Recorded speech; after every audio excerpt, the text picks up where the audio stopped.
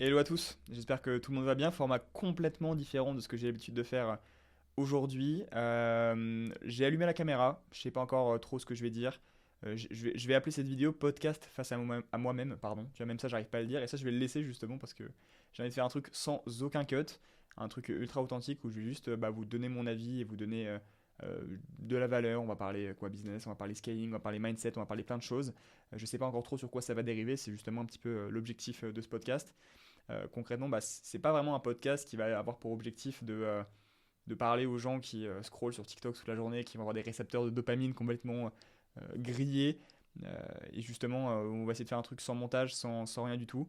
Donc, let's go, c'est parti. Je sais pas trop sur quoi ça va dériver, mais je pense que c'est un bon exercice et honnêtement, je vous encourage à le faire. On va voir ce que ça va donner. Moi, j'aime beaucoup les podcasts et je me suis dit, autant pouvoir faire des podcasts presque tout seul, quoi. Bon, ça fait un peu triste dit comme ça, on dirait que j'ai jamais réussi à trouver enfin, j'ai pas réussi à trouver d'invité, mais en l'occurrence, c'est pas vraiment le cas, c'est juste que j'ai envie de tester ce format-là. J'ai vu que Ethan Duvin, je sais pas si vous connaissez, avait fait un format similaire et ça m'avait beaucoup beaucoup plu. En tout cas, j'avais beaucoup aimé la vidéo, ce format hyper authentique. Après, il faut aussi être capable de parler comme Ethan pendant aussi longtemps et en étant toujours pertinent. Et c'est ce que je vais essayer de faire aujourd'hui. Et si ça ne l'est pas, bah tant pis, hein. J'aurais essayé. Bref, écoute, let's go. Alors, déjà pour ceux qui ne me connaissent pas et qui me découvrent avec cette vidéo, ce qui est d'ailleurs très probable, hein. Moi c'est Baptiste Auguet, j'ai 20 ans. J'ai qui je suis, d'où je viens, etc. J'ai commencé l'entrepreneuriat à 16 ans. Euh, donc qu'est-ce qu'on peut bien entreprendre à 16 ans? J'ai fait un peu de la revente de paires de chaussures, des sneakers. Voilà, tous les gens qui achetaient des paires de chaussures à 3 fois leur prix, ils les achetaient des gens comme moi. Voilà, j'en suis pas hyper fier, mais bon, c'est comme ça que j'ai commencé à gagner de l'argent.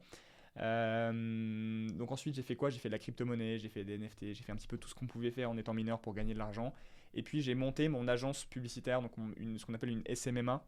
C'est un business model qui était très très en vogue à l'époque. J'ai gagné mes premiers sous comme ça, on va dire, où en fait je revendais des sites web, je revendais des prestations de community management à des restaurants, des agences immobilières ou autres. Je me suis lancé un petit peu plus dans le secteur de l'infoprenariat il y a 2 ans maintenant, où j'ai commencé justement en identifiant l'opportunité que représentait School en France. J'avais décidé ce qui était très, très en vogue aux États-Unis, mais encore assez peu connu en France. J'ai décidé de construire une offre autour de ça, et donc je créais des schools pour des infopreneurs. Puis j'ai réussi vraiment à bien scaler ce business, justement. J'ai réussi à le scaler à quoi, 12, 13 000 euros de chiffre d'affaires par mois. On a tapé des pointes à plus de 15 000 sur certains mois. C'était ça il y a voilà, 1 an et demi, 2 ans. Et du coup, au fur et à mesure, ça s'est développé, ça s'est élargi parce que j'étais quand même aussi très frustré. Ça, c'est un point qui me semble important. On va partir dans tous les sens, hein, je vous préviens déjà. L'objectif de. Ça m'a quand même beaucoup frustré de monter ce business-là parce que je me rendais compte que beaucoup de gens utilisaient très mal School, et en fait parce qu'ils avaient un mauvais marketing, ils avaient une mauvaise création de contenu, ils avaient un mauvais setting, ils avaient un mauvais closing. Et donc en fait, je me suis très vite dit pourquoi pas créer une offre justement qui allait envelopper tous ces points-là, tous les points un petit peu qui font l'essence d'un business en ligne, d'un business infoprenarial, d'un business de coaching, consultant, etc. Et en faire une offre où en fait, moi je suis peut-être pas le meilleur dans tous ces domaines-là, mais par contre je vais prendre les gens qui sont les meilleurs là-dedans, en faire une équipe, et puis monter un accompagnement scaling, mais cette fois-ci 100% personnalisé, où on va revoir tous les points cardinaux de leur activité. Donc j'ai mis du temps à développer ça, et là ça fait 1 an qu'on est là-dessus, et j'ai jamais autant aimé, je pense, un business que celui-ci. Déjà parce que les business où tu peux apporter une vraie transformation, je pense que vous l'avez déjà vécu, ceux vous qui regardez la vidéo, c'est je pense qu'il y a de plus gratifiant que plutôt simplement faire une prestation on done for you et puis après voir ce que ça donne et puis on laisse le mec se démerder. Moi c'était pas du tout ma vision. Et dans tous les cas je pense que les business pérennes seront ceux qui apportent des vrais résultats à leurs clients, des vraies transformations, mais ça on y reviendra, je pense, c'est un sujet qui est très important. Donc oui, j'ai construit aujourd'hui un accompagnement. C'est d'ailleurs toujours mon business actuel, mon offre actuelle, et je pense que c'est pas parti pour changer. C'est vraiment ce que j'allais faire sur les 10 prochaines années. C'est donc on scale des boîtes avec aujourd'hui les meilleurs dans chaque domaine sur la création de contenu avec Naël qui a plusieurs millions d'abonnés, qui est coach en personal branding aussi de son côté. Mathieu Chevry qui est un des meilleurs closers francophones qui accompagne nos clients sur la partie vente. Aurélien Maxime qui accompagne sur la partie ads, media buying, etc. Et en fait on ne laisse vraiment rien au hasard, en plus d'être à 100% personnalisé. Parce que, alors oui, ça demande beaucoup de temps pour des coachs de l'accompagnement, mais dans l'absolu, en fait, à mon sens tellement important pour apporter des résultats aux clients. Euh, mais donc voilà, tout ça pour dire que je voulais quand même parler aussi du sujet de la personnalisation dans les accompagnements. Je pense qu'il faut faire très attention dans le choix de la personne vers qui on se tourne. De plus en plus, on a beaucoup de gourous. Alors quand je dis gourous, c'est pas forcément péjoratif, mais c'est souvent des gens qui ont beaucoup d'abonnés, beaucoup de trafic, beaucoup de clients. Où en fait, quand on rentre dans leur accompagnement, on est face à 200, 300, 400, 500 personnes avec quelques lives, avec quelques intervenants, avec des modules de formation et pas vraiment de suivi ultra poussé. Et pour moi, en fait, ça c'est un business model évidemment très simple, enfin simple, je n'irai pas jusqu'à là, mais très lucratif pour celui qui le met en place parce que ça demande peu d'intervention humaine et à la fois aussi énormément de profit, énormément de volume, parce que le mec il ait 50 clients ou 200, c'est pareil pour lui quasiment, à part le nombre de personnes qui seront sur ses lives et le nombre de personnes qui auront accès à son school avec ses formations. Mais à la fois, quand il y a 30-40%, même pas 40%, 30% des gens qui ont des résultats, pour moi je considère que le business a échoué en fait, dans sa mission, dans sa promesse. Quand la promesse c'est augmente ton chiffre d'affaires de tant de pourcents, si cette promesse là n'est pas atteinte sur à plus de pour moi de 80% avec ses clients, c'est que le business model a échoué. Donc je pense que c'est quand même très important et d'ailleurs c'est ce vers quoi beaucoup de gourous commencent à s'orienter, des business beaucoup plus personnalisés qui auront tendance à donner beaucoup plus de résultats à leurs clients, quitte à en diminuer le volume et augmenter les prix. Moi je pense que c'est un petit peu ça. Et d'ailleurs du coup ça me fait un peu rebondir aussi sur la vision, sur ma vision du marché en 2026. Je pense, enfin surtout avec l'arrivée de l'IA, etc. Je pense, voilà, comme je l'ai dit, les business qui perdureront vraiment dans le temps, ce sera vraiment des business qui vont être, qui mettront la satisfaction client pardon, au cœur des résultats, enfin au cœur de leur accompagnement. Et en fait, on voit bien, j'ai fait un podcast avec Steven Rivia récemment qui lui accompagne les coachs sportifs à développer leur activité, qui fait plus de 300 000 euros par mois, qui va probablement scaler à plus de 500 000, 1 million dans les prochaines années. Il fait ça sans setting, quasiment sans contenu, sans ad, uniquement que le bouche à oreille. Et il price à un prix mais qui est stratosphérique. Et d'ailleurs, je crois qu'il est open source.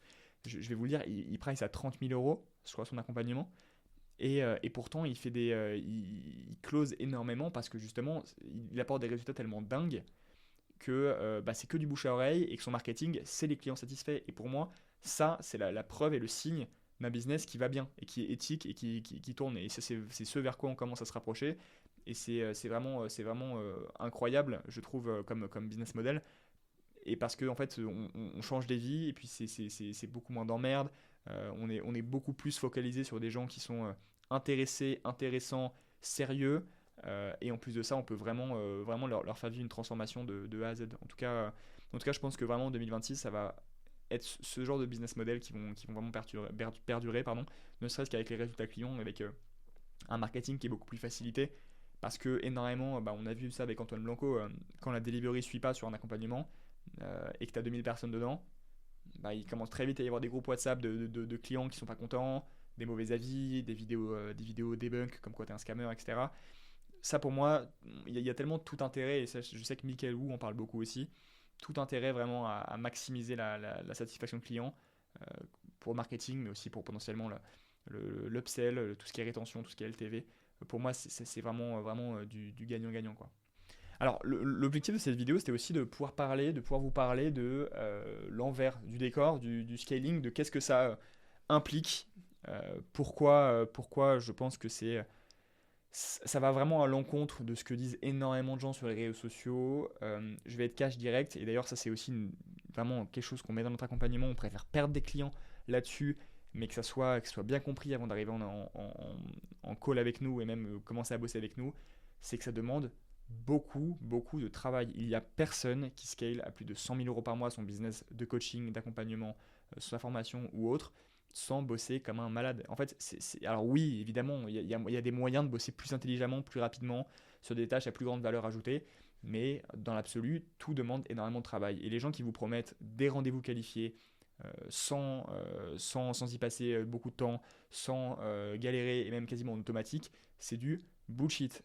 Complètement, qu'on soit clair là-dessus, parce que en fait, c'est bien beau, mais juste, il faut apporter cette réflexion classique, c'est que si le mec te propose 30 rendez-vous qualifiés, peu importe ta niche, peu importe ton type de business, peu importe ton avatar, peu importe tes envies, parce qu'il y a des gens qui ont pas envie de faire du marketing qui est trop pushy par exemple, comment ces personnes-là peuvent garantir, et même parfois j'ai vu des garanties comme quoi le mec te payait si il n'arrivait pas à atteindre son objectif. Enfin, c'est complètement délirant. Et donc, je comprends pas comment c'est possible. Alors peut-être qu'il y a encore quelque chose que j'ai pas compris, mais bon, après avoir accompagné plus de 45 business à se développer, s'il y a bien quelque chose que j'ai compris, c'est qu'il n'y a pas de recette miracle et qu'on peut pas promettre à quelqu'un 30 rendez-vous qualifiés par semaine, peu importe sa niche, peu importe son avatar, peu importe tout en fait.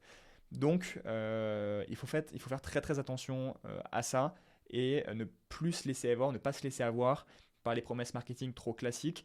Et ça, de manière générale, je commence à comprendre que ça ne sert plus vraiment à rien d'avoir une promesse qui est délirante à la Hormozy parce que déjà tout le monde a lu Hormozy, tout le monde comprend que Hormozy ça va pas non plus. À partir du moment où tout un marché applique les mêmes méthodes, ces méthodes-là deviennent de moins en moins efficientes, le marché devient de plus en plus aware et aujourd'hui ce qui va vraiment faire la différence, c'est, je dirais même plus ta capacité à montrer en quoi tu es compétent parce que ça en fait, bah, beaucoup de gens sont compétents, mais c'est pas la compétence de quelqu'un qui va faire la réussite de son accompagnement. Encore une fois, parce que quelqu'un peut être très compétent dans son marketing, et peut avoir des skills très compétents, mais s'il met rien dans la delivery, ben en fait ça marche pas. Donc ouais, en fait, aujourd'hui, je pense que le meilleur moyen d'attirer des clients, des prospects, c'est que les gens puissent s'identifier à eux et ça va paraître à toi, mais ça va paraître un petit peu bullshit, mais c'est d'ailleurs aussi une des raisons pour lesquelles je fais cette vidéo, c'est que ça me permettra aussi de donner vraiment le fond de ma pensée et que les gens qui pensent comme moi, potentiellement ils viendront mes clients. Ceux qui ne pensent pas comme moi, je suis désolé, mais ce sera probablement pas des clients qui vont fit avec mon accompagnement. Et donc je préfère encore perdre de l'argent que bosser avec des clients avec lesquels j'ai pas envie de bosser et qui eux n'auront pas envie de bosser avec moi non plus. Donc voilà, je pense que le meilleur contenu, c'est le contenu qui te ressemble, c'est le contenu où tu partages tes histoires, tes anecdotes, où tu vas partager vraiment ton storytelling, qui tu es au fond de toi, et les gens, en fait, si ne serait-ce qu'ils sont intéressés par ta personnalité et par ce que tu peux leur apporter, prendront un appel avec toi, ne serait-ce déjà parce que ça match avec ton énergie, ça match avec qui tu es, ça match avec toi-même. Et donc après, bon voilà, il y a plein de formats à tester. J'ai fait des formats type Value Asset où j'étais sur un Miro et j'expliquais des choses compliquées. J'ai fait des formats plus top of funnel avec beaucoup d'analogies historiques parce que j'aime beaucoup l'histoire. Et en fait, je kiffe travailler sur des formats comme ça, par exemple, parce que c'est des formats qui me font kiffer. Et typiquement, j'ai eu un peu cette révélation en deux étapes pour faire cette vidéo. C'était que j'ai vu la vidéo d'Étienne Duvin qui faisait ça, et je me suis dit, mais putain, j'adore sa vidéo. Et pourtant, elle n'a pas dû lui demander beaucoup de temps, beaucoup de choses, et il a juste parlé comme ça. Et aussi, j'adore faire des podcasts. Et j'ai fait plus de 15 podcasts sur les 2 dernières semaines. Bon, j'y ai été un peu trop fort, je pense. Mais à la fin, j'avais plus grand chose à dire.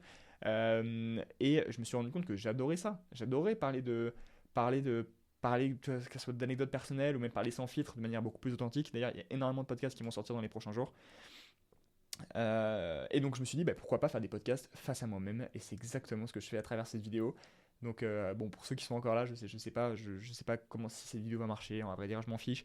Au moins c'est un format qui me plaît, que j'aime tourner, et je pense que ça permet aussi, au même titre que les podcasts, de se rendre assez bien compte de concrètement à quoi ressemble la personne à qui on va travailler. Parce que là, je vais parler encore de plein de choses. Là, j'ai encore plein de sujets. Je me suis une petite liste sur mon ordi des sujets que j'aimerais bien aborder. Je me suis pas fait de script, ça j'imagine que vous vous en doutez. Je pense que ça s'entend aussi que j'ai pas fait de script et qu'il y a une structure qui est un peu désastreuse dans cette vidéo. Mais voilà, donc je pense tout ça pour dire qu'est-ce que je disais. Tous ces moments de blanc, tous ces moments de réflexion, on va tout laisser. On va tout laisser. Vraiment, je pense même que je vais même pas re-regarder la vidéo avant de la poster. Je pense que je vais la poster sans même connaître le rendu. À tout moment, la vidéo n'a même pas de son quand je la poste parce qu'il y aurait eu un problème d'enregistrement. Mais non, c'est pour être sûr de pas me dire, ah ouais, ça j'aurais pas dû le dire, ah ouais, je vais couper ces hésitations. Non, on est là pour faire du format authentique, on fait du format authentique. Donc c'est l'objectif.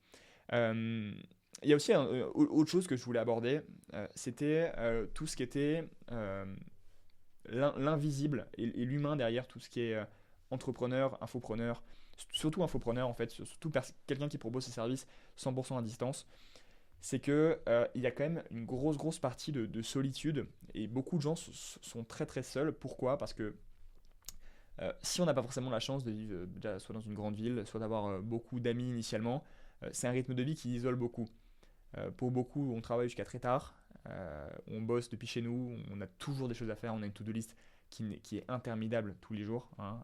Je pourrais montrer ma to-do list, mais si j'arrive à tout faire cette semaine, c'est un miracle. Donc c'est un truc qui isole beaucoup, on est tous un petit peu comme des fous à bosser sur ce qu'on fait. Alors pas pour tout le monde, en tout cas je sais que moi c'est ma manière de travailler, mais sur ce qu'on fait, j'ai des clients à qui je réponds à 5h du mat, qui m'envoient un message vocal le lendemain matin en rigolant, en me disant mais putain, tu dors quand? Bah en fait, je dors quand j'en ressens le besoin.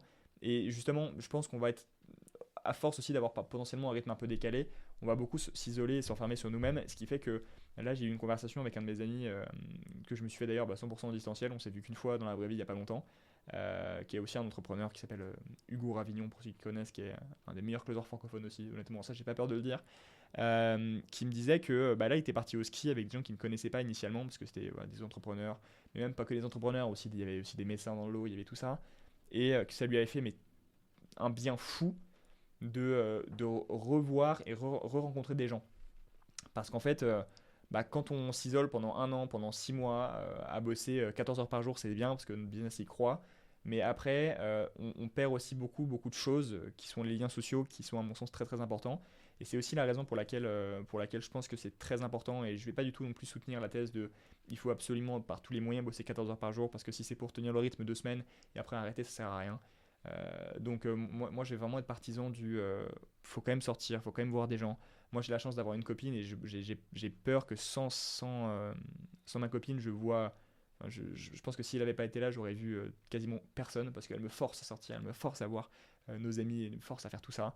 Donc j'ai cette chance-là, mais pour ceux qui n'ont pas forcément, qui sont pas forcément en couple, ou en tout cas la dynamique de leur couple n'est pas pareil, forcez-vous à sortir, faire des rencontres. Je pense que c'est hyper important de continuer à entretenir des liens sociaux, autres qu'avec des prospects à qui on veut vendre son produit, absolument.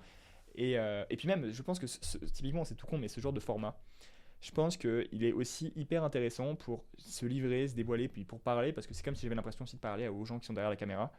Je sais pas du tout comment cette vidéo va être perçue. Encore une fois, ça c'est des choses où je me pose pas la question. Et je préfère pas me la poser justement, et comme ça je peux vraiment parler cash de manière libre. Donc ouais, bref, tout ça en venant à la conclusion, un des meilleurs conseils que je peux vous donner, et puis même lui, il me l'a rappelé tout à l'heure, et ça m'a fait vraiment, me disant, ouais, mais c'est quand même putain d'important, tu vois. C'est de voir des gens, continuer à discuter, continuer à tisser des liens, parce qu'en vrai, l'homme est un être social, il est fait pour ça, il est fait pour parler aux gens. Donc continuez à parler aux gens au maximum, et ne vous renfermez pas trop sur vous-même, parce que le business model s'y prête terriblement et j'en ai fait les frais aussi plusieurs fois. Je suis un ancien sportif de niveau. Bon, alors quand je dis ancien, c'est que ça fait 6 mois que j'ai arrêté, quoi. Mais en gros, pendant 10 ans, j'ai été escrimeur à haut niveau, fleurettiste. J'ai fait des Coupes du Monde, j'étais dans les tops français, j'ai fait tout ce qu'on pouvait faire. J'ai gagné beaucoup de choses, Paris, de France, etc. Bon, bref, c'est juste pour vous dire que j'étais quand même à un niveau qui était assez important. Et c'est quelque chose potentiellement de quoi j'aurais pu faire ma vie et dont je voulais faire ma vie. Malheureusement, l'escrime, c'est très compliqué pour en vivre. Et puis, quand de l'autre côté, je commence à avoir un business qui me rapporte 10 000 à 12 000 euros de collecter par mois, c'est assez compliqué de garder la tête sur les épaules et de se dire, ok, bah, j'ai pas tout all-in sur mon business. En l'occurrence, c'est ce que j'ai fait. Est-ce que je regrette? Pas forcément, parce que aussi, je peux pas me permettre de bosser autant et puis de passer 4 heures le soir à m'entraîner, d'avoir un rythme de vie impeccable et de perdre aussi beaucoup d'énergie là-dedans. Parce que même si le sport, l'escrime c'était ma passion, ça a toujours été ma passion et ça l'est encore. Mais il y a un moment, il faut faire des choix, il faut faire des sacrifices et j'ai décidé d'en faire à ce niveau-là. Mais je me rends compte quand même que ça manque beaucoup et que même, c'est tout con, mais les liens que je pouvais avoir, qui soient sportifs et qui sont tissés au fur et à mesure de ces années, donc pendant près de 10 ans, bah, il me manque beaucoup. Et donc c'est pour ça que limite, je me dis que là, à partir de février, je vais essayer de me refaire un petit peu d'escrime de temps en temps pour garder ce rythme-là. Et même si voilà, je suis plus dans la compétition hardcore et dans le haut niveau, parce que j'ai toujours été un compétiteur, c'est aussi pour ça que je pense que mon business marche bien, c'est que j'ai toujours été dans la compétition, et je pense que c'est pas une mauvaise chose. Après, je pense qu'il faut pas enlever le plaisir aussi de ce qu'on fait, et j'en ai vu beaucoup trop d'ailleurs dans l'escrime, bah, typiquement, bah, je sais pas, qui n'étaient pas hyper doués pour l'escrime, mais par contre qui se mettaient une pression qui était monumentale, et qui ne prenaient absolument aucun plaisir.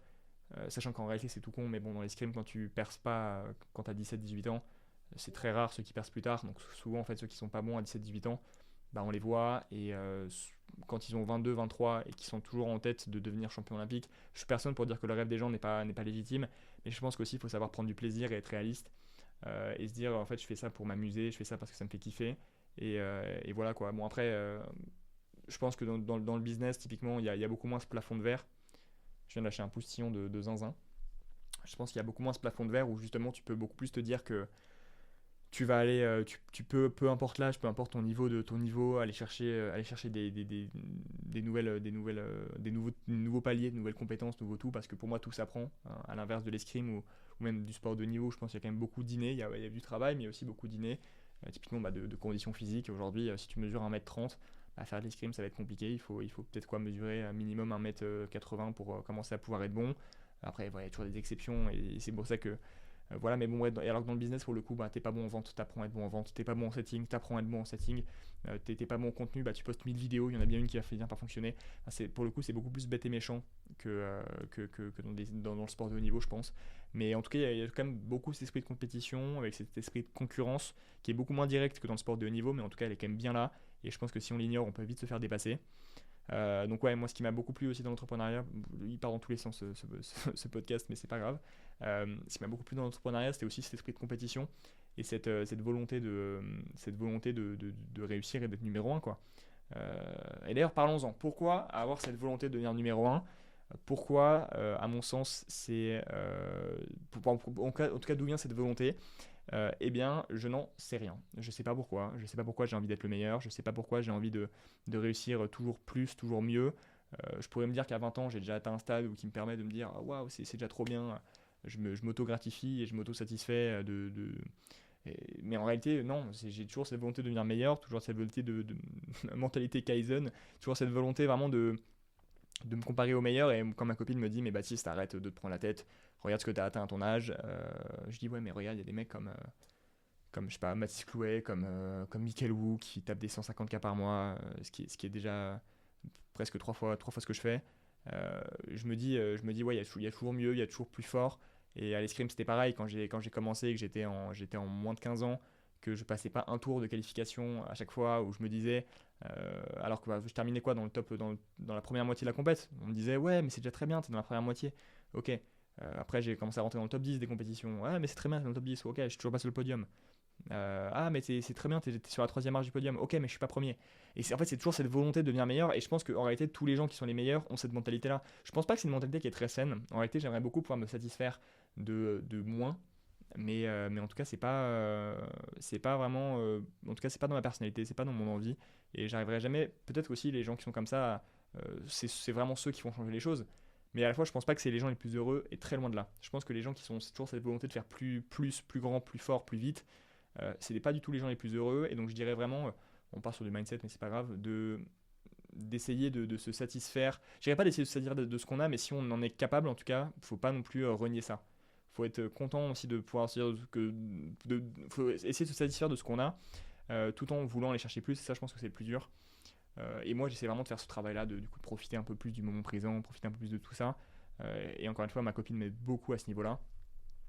Donc voilà, petit point mindset, mais je pense que c'est quand même très important de le rappeler parce que c'est pas quelque chose qu'il faut négliger et c'est quelque chose, mis bout à bout, toutes ces petites choses là de parler, de sortir, de se satisfaire de ce qu'on a, de parler, de se satisfaire du moment présent, c'est je pense des choses qui sont très importantes et qui en réalité, quand on parle d'un point de vue purement business, peuvent sur long terme vous faire gagner des dizaines et des dizaines de milliers d'euros. Pourquoi? Parce qu'en fait vous serez juste plus durable, plus aligné, plus heureux dans ce que vous allez faire et vous n'arriverez jamais à faire quelque chose que vous n'avez pas envie de faire pendant plus d'un an, pendant plus de 2 ans et réussir dans ce domaine-là. Pour moi, le meilleur moyen de réussir dans ce qu'on fait, c'est de l'aimer.